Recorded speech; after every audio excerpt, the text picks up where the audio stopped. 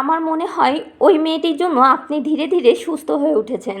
Doctor এখানে ফ্যাংয়ের কথাই বলছিল। ডক্টর কিয়ানকে আরও বলে, আপনি সুস্থ হয়েছেন কি না তা পরীক্ষা করার জন্য চাইলে আপনি আমাকে টাচ করতে পারেন। কিন্তু কিয়ানের সাহস না হয় সে আর ডক্টরকে টাচ করে না। আর কিয়ানও কিন্তু ফ্যাংকে অনেক মিস করতে থাকে। রাতের বেলা হঠাৎ করে কিয়ানের অনেক বেশি জ্বর আসে। যেহেতু ফ্যাংয়ের কাছে এখনও ওই অস্ত্রটি ছিল, তাই সে বুঝতে পারে কিয়ান এখন একদমই ঠিক নেই। এজন্য সে তাড়াতাড়ি করে কিয়ানের বাড়িতে চলে আসে। এখানে এসে সে তো কিয়ানের অনেক টেক কেয়ার করে এবং সকাল হওয়ার আগেই এখান থেকে আবার চলেও যায়। তারপর কিয়ান সকালে উঠে এখানে মেডিসিন রাখা দেখতে পায়, আর সে বুঝতে পারে যে ফ্যাং কাল রাতে এখানে এসেছিল। অন্যদিকে ফ্যাং তার ভাইকে বলছিল মনে হয় তার কোনো বড় ধরনের রোগ হয়েছে। ইয়াং জিজ্ঞাসা করে কীরকম রোগ? ফ্যাং বলে তার কাছে মনে হচ্ছে সে কিয়ানকে পছন্দ করতে শুরু করেছে। এদিকে কিয়ানকে দেখা যায় সে অনেকটা রাগ নিয়ে বাস্কেটবল খেলছিল। সেখানে তখন ইয়াং আসে আর বলে চলো আমরা দুজন একসাথে বাস্কেটবল কম্পিটিশন করি। খেলাতে যেই জিতে যাবে তাকে অপরজনের একটি কথা রাখতে হবে। এখানে তারা দুজন খেলতে শুরু করে দেয়। প্রতিবার দুজনের মধ্যে ড্র হচ্ছিল, কিন্তু একবার কিয়ান ইচ্ছে করেই হেরে যায়। ফলে ইয়াং তখন কিয়ানকে বলে, আমি একজন ইন্ট্রোভার্ট টাইপের মানুষ, এজন্য আমার বাবা মা চাইতো ফ্যাং যেন সব সময় আমার খেয়াল রাখে। আর এই কারণেই আমি ফ্যাংয়ের মতো দেখতে একটি রোবট বানিয়েছি, যাতে করে ওই রোবটটি আমার খেয়াল রাখতে পারে। আর আমি চাই না আমার বোন অন্য একটা ছেলের জন্য এত আপসেট থাকুক। আসলে আমার বোন তোমাকে ভালোবেসে ফেলেছে। আমি চাই তুমি তার সাথে গিয়ে কথা বলো। কিয়ান জিজ্ঞাসা করে এখন ফ্যাং কোথায় আছে? ইয়াং জানিয়ে দেয় ফ্যাং এখন কোথায় আছে।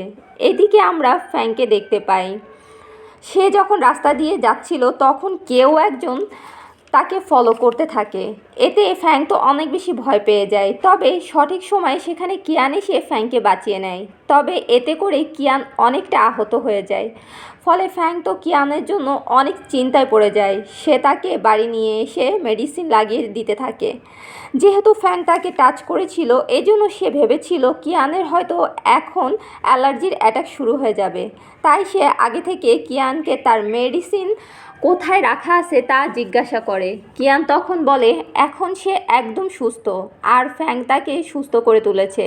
আসলে কিয়ান ফ্যাংকে রোবট ভেবে টাচ করত, ফলে তার ভেতরে মানুষের প্রতি যে ঘৃণাটা ছিল সেটা ফ্যাংকে টাচ করে কাজ করতো না। আর এই কারণেই ফ্যাংকে টাচ করার পর তার কখনোই অ্যালার্জির অ্যাটাক হয়নি। আর ফ্যাংয়ের সাথে মিশতে মিশতে তার মানুষের প্রতি সেই ক্ষোভটাও চলে গিয়েছিল। এই কারণেই সে এখন সুস্থ হয়ে গেছে। তারপর ফ্যাং সেখান থেকে চলে যেতে গেলে কিয়ান তাকে থামিয়ে নিজের ভালোবাসাটা প্রকাশ করে ফেলে। আর এখানে তারা দুজন দুজনের মনের কথা একজন আরেকজনকে বলে দেয়, আর একজন আরেকজনকে অ্যাকসেপ্টও করে নেয়। ফলে তারা এখানে অনেক বেশি খুশি হয়ে যায়। সেই সাথে তারা কিছুটা কাছাকাছিও চলে আসে। তারপর দেখা যায় কিয়ান ফ্যাংকে তার সেই সিক্রেট রুমে নিয়ে যায়। সে তাকে তার বাবা মায়ের অ্যাক্সিডেন্টের কথাটি জানায়। কিয়ান আরও জানায় তার কাছে মনে হয় এটা কোনো অ্যাক্সিডেন্ট ছিল না, বরং প্ল্যান করেই তার বাবা মাকে হত্যা করা হয়েছিল। কিয়ানের এখন একটাই লক্ষ্য তার বাবা মায়ের খুনিকে খুঁজে বের করা। ফ্যাং বলে এখন থেকে সেও এই বিষয়ে কিয়ানকে সাহায্য করবে এবং সেও সবসময় কিয়ানের পাশে থাকবে।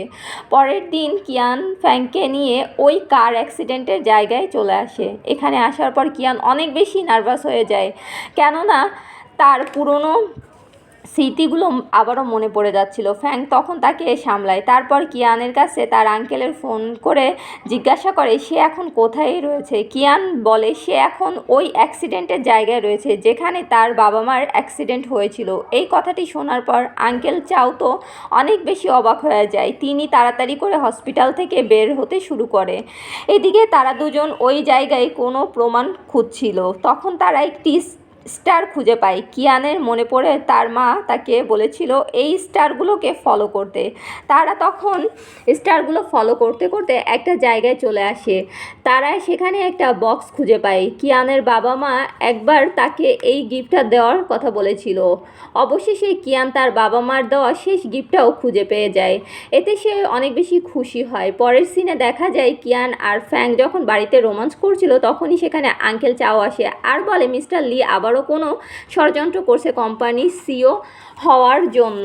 কিয়ান আর ফ্যাং তখন বেশি ভাব নিয়ে অফিসে চলে আসে। তারপর সবাইকে একটি ফাইল দিয়ে কিয়ান বলতে থাকে তার বাবা মা তার নামে কোম্পানির আরও কিছু শেয়ার লিখে রেখে গিয়েছিল, যার ফলে এই কোম্পানির সিও সে বাদে আর কেউই হতে পারবে না। এসব কিছু দেখে মিস্টার লি সেখানেই অসুস্থ হয়ে যায়। এদিকে আমরা আঙ্কেল চাওকে দেখি। তিনি কিয়ানের সেই সিক্রেট রুমে এসেছিল। এখানে তিনি বলতে থাকে কিয়ান তুমি কখনোই জানতে পারবে না এই সব কিছুর পেছনে আমি রয়েছি, এমনকি তোমার বাবা মার অ্যাক্সিডেন্টটাও আমি করিয়েছিলাম। চাও এখান থেকে বের হওয়ার সময় দেখে দরজাটি লক হয়ে গিয়েছে। আসলে এই সব কিছুই কিয়ান আর ফ্যাং আগে থেকে প্ল্যান করে রেখেছিল। তারা আগেই জানতে পেরে গিয়েছিল সব কিছুর পিছনে আঙ্কেল চাওই রয়েছে। আঙ্কেল চাও এখানে কিয়ানের কাছে ক্ষমা চাইতে থাকে। কিয়ান বলে আপনি অনেক খারাপ একজন মানুষ। আমার বাবা মা আপনাকে পরিবারের একজন সদস্য হিসাবে দেখতো, আর আপনি কি না তাদের সাথে এমনটা করলেন? আপনার টাকার যদি এতই প্রয়োজন ছিল তাহলে আপনি তাদেরকে একবার বলেই দেখতেন, কিন্তু আপনি তো তা করেননি। কিয়ান ওনাকে পুলিশের কাছে ধরিয়ে দেয়। তারপর দেখা যায় একটি ইভেন্টে কিয়ান সবার সামনে বলে সে ইয়াং এজ প্রজেক্টের উপরে অফিসিয়ালি ইনভেস্ট করতে চায়। আর আমরা এখানে লিলিকেও দেখতে পাই। সে এখন কিয়ানকে ভুলে ইয়াংকে আপন করে নিয়েছে, মানে সে এখন ইয়াংকে ভালোবাসে।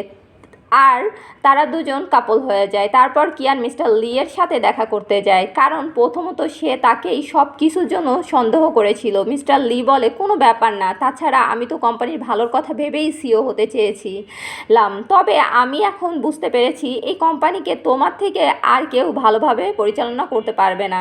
কিয়ান মিস্টার লি এর হাতে হাত ধরলে মিস্টার লি বলে আরে আমাকে টাচ করার পরও দেখছি তোমার কোনো অ্যালার্জি হচ্ছে না, তার মানে তুমি এখন একদমই সুস্থ আছো। কিয়ান বলে হ্যাঁ, আমাকে ফ্যাংই সুস্থ করে তুলেছে। তারপর দেখা যায় ফ্যাং কিয়ান একসাথে অনেক খুশি ছিল, আর তারা এখানে অনেক সুন্দর কিছু মুহূর্ত কাটাচ্ছিল। আর তাদের এই সুন্দর মুহূর্তের মধ্য দিয়ে এই ড্রামাটার এখানেই হ্যাপি এন্ডিং হয়ে যায়। হ্যালো গাইস, তো কেমন আছো সবাই? আজকে এই ড্রামার লাস্ট এপিসোড নিয়ে তোমাদের সামনে আবার হাজির হয়ে গেলাম। ড্রামা ভালো লাগলে অবশ্যই লাইক করবা, কমেন্ট করবা, শেয়ার করবা। তোমরা কমেন্ট করলে দেখো ভিডিও বানানোর উৎসাহ লাগে, আর কমেন্ট না করলে তখনই একটু মোটিভেট না হয়ে ডিমোটিভেট হয়ে যায়, ঠিক আছে?